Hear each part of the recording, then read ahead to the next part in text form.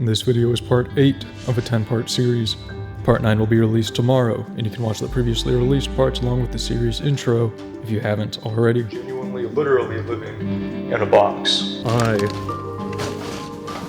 am on a mission. The magical mystery bucket of wonder. From this bucket, we will pull out at random the puzzle to talk about. This thing is a 3x3 by an extra long 4.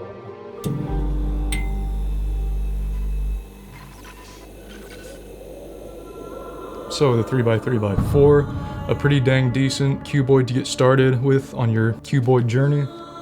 We only got, what, 3 more to go now? That feels weird. It's clearly not put together. Hold on. That's a floppy cube.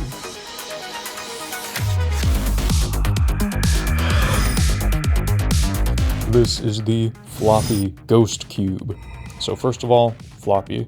What makes this thing floppy? Well, a floppy cube is any cube that has one axis that is only one cube deep. So this here is just a normal floppy cube, which is a 3x3x1, and you can do some pretty strange things with it. You can shapeshift and move pieces around in all sorts of strange ways. And to me, the floppy cube itself is a little deceptively difficult.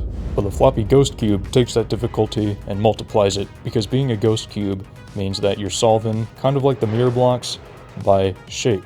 And the Ghost Cube, like the mirror blocks, it's a 3x3 shape mod, but a much, much harder version. However, I will note that one of the most difficult aspects of the Ghost Cube is not applicable to the floppy one here, because that aspect is the fact that the Ghost Cube in its cubic solid state has some of its axes offset. In order to unlock the full range of motion, you have to align these layers like this, and now you can actually make these turns. But being only one layer, the Floppy Ghost doesn't have that issue. So really the Floppy Ghost Cube is really more like a floppy mirror blocks, but just with ghost cubey, jagged looking pieces. And even the stickers here have the same brushed metallic look. But you might have noticed something on the flopper here that isn't present on either the mirror blocks or the ghost cube, and that is the centerpiece has 5 sides. Ooh, so it's almost in reality kind of like a floppy, whoops, that's things falling over. So this in reality is just kind of like a 1-layer Mega Minx.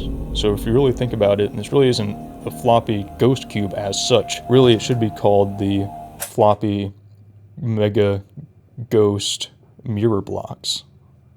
So let's start turning this thing. If you turn these sides 180 degrees, you can get some pretty good scramblage going here without doing any shape shifting. But of course, you can turn, let's see, some of these like that. Just turn it 90 degrees. Maybe turn this one 90 degrees. And then you can turn this one back over that.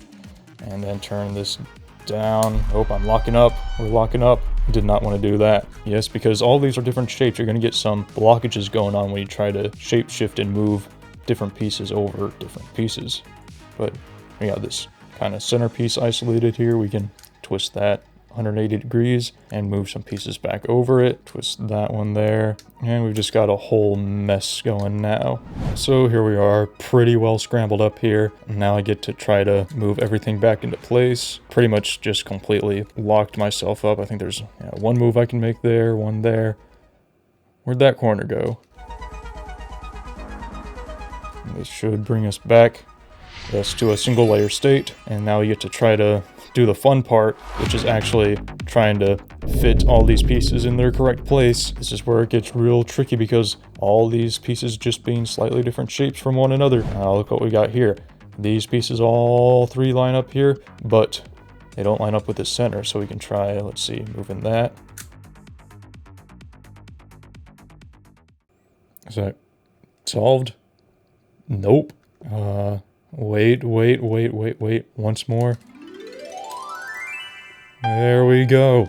This is a tricky one. One thing with this, just try not to force any moves, because you can kind of try to make some of these like shape-shifting moves like this, but you just got to do that at your own risk, because you're kind of forcing pieces over each other a little bit, and it could cause a little bit of locking up. But for a puzzle that's so cheap, this is the YJ Ghost Cube at only $4.99. It's a pretty dang good deal for what it is. Okay, now plugging the YJ Floppy Ghost Cube into our state-of-the-art ranking system. Starting with value, we're going to go with a 7. With any floppy cube, you're getting a little puzzle for a little money, but the Floppy Ghost has to be the best bang for buck out of any floppy cube out there. With a normal 3x3x1, you'll have some fun with it at first, but the novelty usually goes away pretty quickly. But the added challenge that the Floppy Ghost brings here makes this a puzzle you will want to pick up and solve more often.